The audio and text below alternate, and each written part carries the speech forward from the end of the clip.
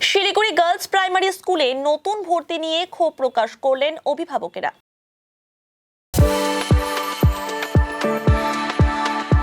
We are the dreamers, the achievers, and the leaders. Come, join us today. অভিযোগ, প্রথমে স্কুলের তরফে বলা হয়েছিল ফর্ম পূরণ করে জমা দেবার পর সরাসরি ছাত্রীদের ভর্তি নেওয়া হবে। সেই মতো আবেদনপত্র জমা দেন অভিভাবকেরা।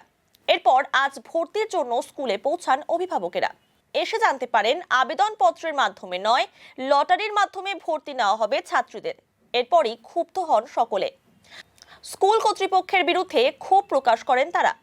অভিভাবকরা জানান, সরাসরি ভর্তি নেওয়ার কথা বলা হয়েছিল, এমনকি পোশাকও তৈরি করে রাখার কথা বলা হয়েছিল। সেই মতো সকলে প্রস্তুতিও নিয়েছিলেন। আজ লটারির মাধ্যমে ভর্তি নেওয়া হবে বলে জানাচ্ছে স্কুল কর্তৃপক্ষ। মানে যখন আমি ফর্ম নিতে আসলাম, হেড মিস বললো কি যে ফর্ম, আরেক মিসকে বললো যে ফর্মটা নিয়ে যেতে। তো বললো ফর্মটা দিল, আমাকে বললাম কি, তা আমি ফর্মটা নিয়ে গেলাম। তা বললো কি আমাকে 9:30টার মধ্যে ফর্মটা জমা দিতে। তা আমি এখানে জেরক্স করতে চাইলাম, জেরক্সের দোকান খোলা নেই। আমি বাড়িতে যেয়ে ফর্মটা ফিল আপ করে হাজব্যান্ডের সই করে নিয়ে এসে ফর্মটা 9:45 আমি ফর্মটা জমা দিলাম। তখন স্যারকে বললাম কি, স্যার কি ভর্তি কবে হবে? বলে 16 তারিখে আসবে। আসার পর বললো যে তা বললো স্যার বললো যে ওইখানে ড্রেস দেওয়া আছে, ড্রেসটার ফটো উঠাই নিয়ে যাও।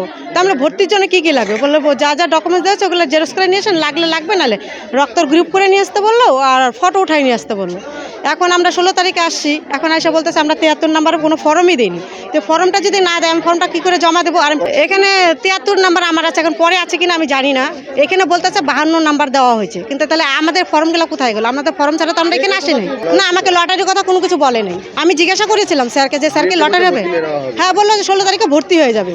তো আপনি আসেন, ভর্তি হয়ে যাবে। তো আমাকে টাকা পয়সা কিছু লাগবে? বলে ওইটা আমি বলতে পারবো না। হয়েছিল কি, গার্লস স্কুলে ভর্তি নিয়ে এর আগে ফর্ম দেওয়া হয়েছিল গার্লস স্কুল জুনিয়রটায়, ঠিক আছে। তখন ফর্ম দেওয়ার সময় বলা হয়েছিল যে আপনারা ফর্মটা নিয়ে যান, ফর্মটা ফিল আপ করে জমা দিবেন। এবার জমা দেওয়ার সময় যখন জিজ্ঞেস করা হলো, তখন মিসরা বলল যে আমরা এবার লটারি করব না, যে কয়জন ফর্ম জমা দিয়েছে আমাদের কোঠা অনুযায়ী ভর্তি হয়ে গেলে ফর্ম নেওয়া বন্ধ করে দিব। আর আপনারা ড্রেস বানিয়ে রেডি রাখবেন, আগামী 16 তারিখে আপনারা ওই ড্রেসের ফটো সমেত লাগবে। ফর্ম দেওয়ার পর আমরা হয়তো একদিনই সময় দিতে পারবো, তার জন্য আপনারা আগে ড্রেস বানিয়ে রাখবেন। তো সেই মোতাবিক সবাই ড্রেস বানিয়ে রেখেছে, তো সবাই এসেছে। এখন মিসরা বলছে যে আমাদের উপর থেকে ইনস্ট্রাকশন এসেছে যে আমরা লটারি করব। এবার আমাদের সমস্যাটা কি হয়েছে, সবাই তো সেই মোতাবিক ড্রেস বানিয়ে এনেছে। এবার সবার অবজেকশন হলো যে কেন ভর্তি নেবেন না। তখন উনি বলছে যে আমি তো এখানে কিছু করতে পারবো না। তো সেই ক্ষেত্রে টিচার্সের যে আমাদের মেন হেড আছে উনি আসবে।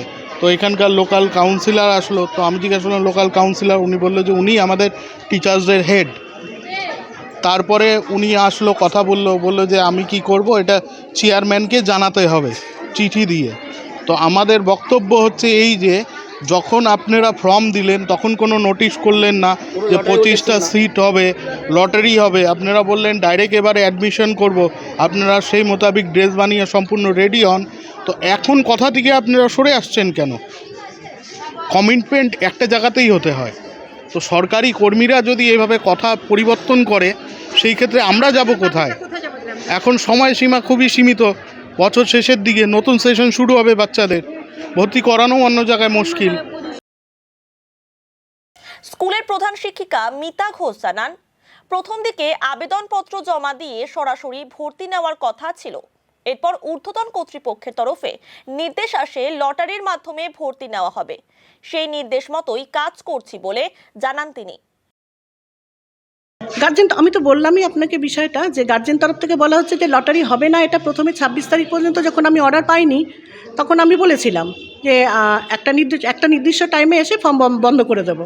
যে আমাদের টার্গেট ছিল যে আমরা ক্লাসে 40টা ফর্ম দেবো। তো যাই হোক, তারপরে অর্ডার আসলো যে আমরা এর বেশি ফর্ম ভর্তি নিতে পারবো না।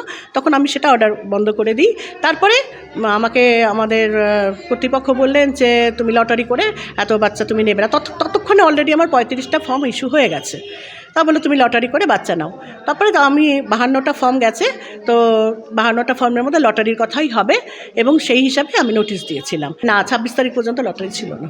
কাউন্সিলের সিদ্ধান্তই হলো, হয়তো আমি এটা বলতে পারবো না। উনি আমাকে নির্দেশ দিয়েছেন যে বাচ্চাকে, আমাকে একটা মানে ইয়ে করে দিয়েছেন যে নির্দিষ্ট সংখ্যার মধ্যে, যে আমি প্রিকেজিতে 150 বাচ্চা নিয়ে শুরু করব। সেই মোতাবেক আমি প্রিকেজিতে 150টাই ফর্ম দিয়েছি। প্রাথমিক বিদ্যালয় আমার স্কুলের ক্ষেত্রে আমি জানি, আমি অন্য কোনো স্কুলের কথা বলতে পারবো না। আর 2 থেকে 4 পর্যন্ত আমি কোনো ফর্ম ইস্যু করিনি। আমি উনি আমাকে এটা নির্দেশ দিয়েছেন, তো সেই মতোই চলছে।